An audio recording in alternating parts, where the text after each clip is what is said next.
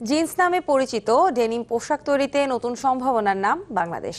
কেবল তৈরি নয়, ইউরোপের বাজারে রফতানির ক্ষেত্রেও টানা 3 বছর ধরে রেখেছে শীর্ষ অবস্থান। মাত্র 3 দশক আগে এদেশে ডেনিমের যাত্রা শুরু হলেও এরই মধ্যে গড়ে উঠেছে 25টি বড় উৎপাদনকারী প্রতিষ্ঠান।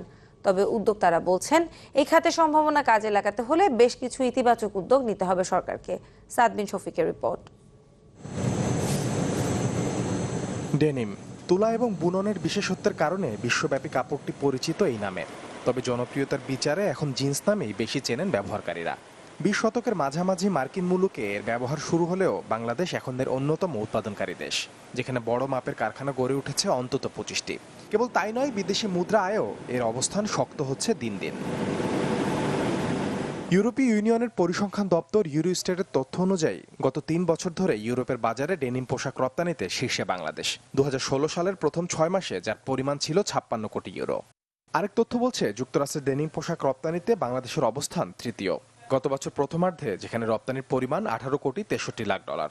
যদিও আমরা ওয়ার্ল্ড মার্কেটের শেয়ার 6%, কিন্তু আপনি যে মিডল ক্লাসের যে লোকরা যারা মাস পিপলের জন্য যারা বানায়, সেটা কিন্তু আমাদের দেশ থেকেই প্রোডাক্টটা বেশি হয়। সমন্বিতভাবে যদি আমরা কাজটা করতে পারি সবাই মিলে, তাইলে আমাদের দেশে গার্মেন্টসের ভবিষ্যৎ, বিশেষ করে ডেনিমের ক্ষেত্রে, অনেক ভালো। বিশ্বে বর্তমানে ডেনিমের বাজার 6,000 কোটি ডলারের, যদিও সেখানে বাংলাদেশ রপ্তানি করতে পারে মাত্র 350 থেকে 370 কোটি ডলার। কাজেই ব্যবসায়ীরা মনে করেন এখানে বড় সুযোগ রয়ে গেছে বাংলাদেশের। বাজার আরও চাহিদা বাড়ানোর স্কোপ আছে। অস্ট্রেলিয়াতে স্কোপ আছে, যদিও তাদের লোক সংখ্যা কম। রাশিয়ার একটা বিরাট বাজার আছে। বাজারটা যদি আমরা ধরতে পারি, তাহলে আমাদের জন্য আর একটা নতুন ধার উন্মোচন হবে।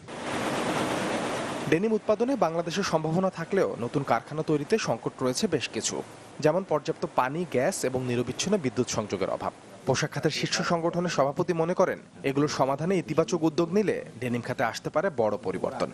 চিটং পোর্টের উন্নতি করতে হবে, অবশ্যই ক্যাপাসিটি বাড়াইতে হবে পোর্টের। আমাদের এখানে যে নতুন নতুন ওয়াশিং ফ্যাক্টরি হওয়ার দরকার, সেইটা আমরা ঠিকমতো সাপোর্টটা পাচ্ছি না, গ্যাস পাচ্ছি না। গত বেশ কয়েক বছর ধরে যে গ্যাস দিচ্ছে না সাপ্লাই, এটা তো আপনারা জানেন।